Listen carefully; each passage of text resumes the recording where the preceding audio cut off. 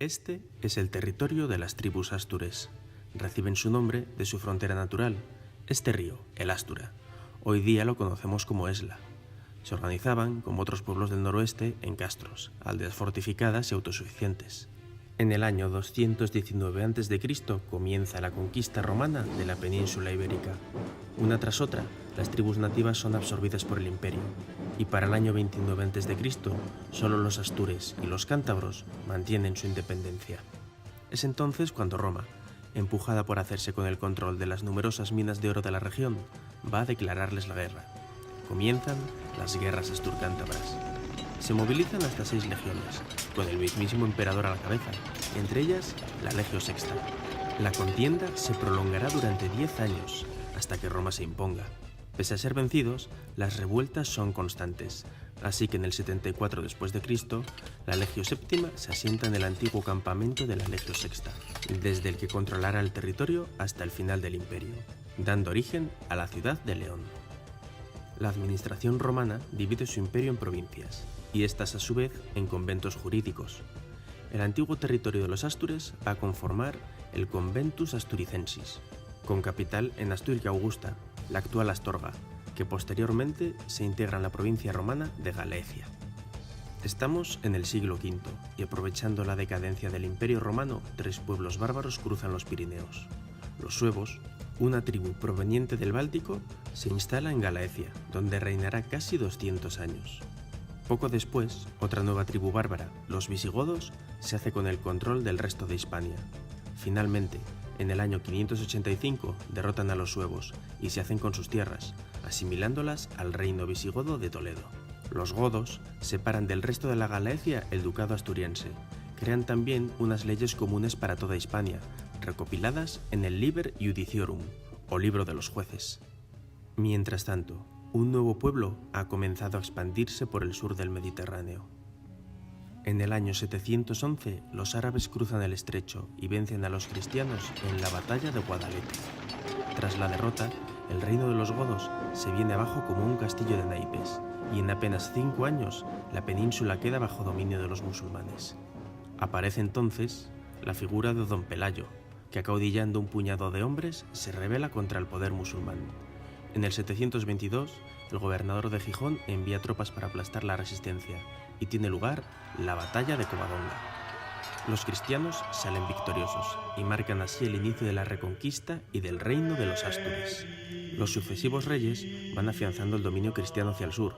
La capital se mueve a Oviedo, se retoman Astorga y León y por fin, bajo el reinado de Alfonso III el Magno, se alcanza el Duero. La principal fortaleza de esta nueva frontera va a ser Zamora, la bien cercada. El sucesor de Alfonso, García I, traslada de nuevo la capital en el año 910, esta vez a la ciudad de León. Poco después, Al-Ándalus se independiza del resto del mundo musulmán. Nace el Califato de Córdoba. El califa, Abderramán III, reconoce al reino de León como su principal enemigo y está decidido a borrarlo del mapa. En el año 939 recluta más de 100.000 hombres y se dirige al norte encabezando su ejército. Las tropas leonesas del rey Ramiro II, con ayuda del pequeño reino de Pamplona, vencen de manera aplastante a un enemigo muy superior en la batalla de Simancas. La victoria deja el camino libre y el reino sigue su expansión. Salamanca es repoblada. De esta época data el que puede ser el primer testimonio de lengua romance en España, la Nodicia de Quesos. El latín ha seguido evolucionando desde la caída de Roma, y en los territorios del reino empiezan a nacer 3 lenguas hermanas: gallego-portugués, castellano y astur-leonés, del que es muestra la Nodicia. En el año 1017, reinando Alfonso V, ve la luz el Fuero de León, que contiene leyes tanto para el reino como para la capital. Trata temas como el derecho a la seguridad personal, a la propiedad privada y a las garantías judiciales. Su importancia es tal que se considera la primera declaración de derechos fundamentales de Europa y será el referente para la mayor parte de los fueros medievales de la península. El califato colapsa y se divide en más de 20 reinos distintos, las taifas.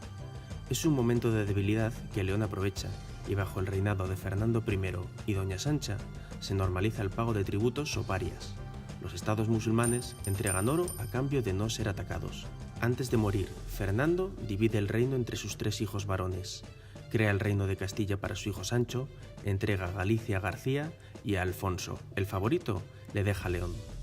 Sancho, el rey de Castilla, se hace por la fuerza con los reinos de sus hermanos y los destierra. Se hace coronar en León en 1072 como Sancho II, pero ese mismo año un grupo de nobles se rebela contra él en la ciudad de Zamora, reclamando la vuelta de Alfonso. Sancho va a asediar la ciudad rebelde, en el famoso Cerco de Zamora. Durante el asedio, el caballero Bellido Dolfos sale en una atrevida maniobra a galope de la ciudad y mata al rey de una lanzada, poniendo fin al conflicto y restaurando a Alfonso VI en el trono. Nace así la Corona de León. Hablamos de corona como el conjunto de reinos gobernados por un mismo rey. Así, Alfonso se empieza a llamar emperador de toda Hispania, mostrando su preeminencia sobre los demás reyes cristianos de la península. En el año 1085 toma Toledo con sus tropas, la antigua capital del reino visigodo con todo su simbolismo. Hace también incursiones por Al-Ándalus, llegando incluso a Tarifa. Era el primer rey cristiano que se bañaba en el estrecho desde la invasión musulmana. Parecía que faltaba poco para terminar la reconquista. Así que las taifas desesperadas piden ayuda a los almorávides, un imperio musulmán que domina el norte de África. Los almorávides reunifican el Al-Ándalus y hacen retroceder la frontera cristiana, pero no son capaces de retomar Toledo. A la muerte de Alfonso se sucede el turbulento reinado de su hija, Urraca I, una de las primeras reinas de Europa que gobernó en solitario. Su hijo, Alfonso VII, sube al trono en 1126, dedicándose a pacificar el reino. Y en 1135 renueva el título de su abuelo y se corona en León emperador de Hispania. Acuden a rendirle vasallaje el rey de Pamplona, el conde de Barcelona, el de Tolosa y varios condes de Gascuña y el sur de Francia. Sin embargo, su primo, Alfonso Enríquez, conde de Portucale, no asiste y tiempo después se declara independiente. Es el nacimiento del Reino de Portugal. Alfonso, en su condición de emperador y a cambio de que le rinda vasallaje, le concede el título de rey. El imperio almorávide se resquebraja en nuevos reinos de taifas. De nuevo, la ocasión es propicia, y Alfonso extiende sus dominios al sur en una serie de campañas.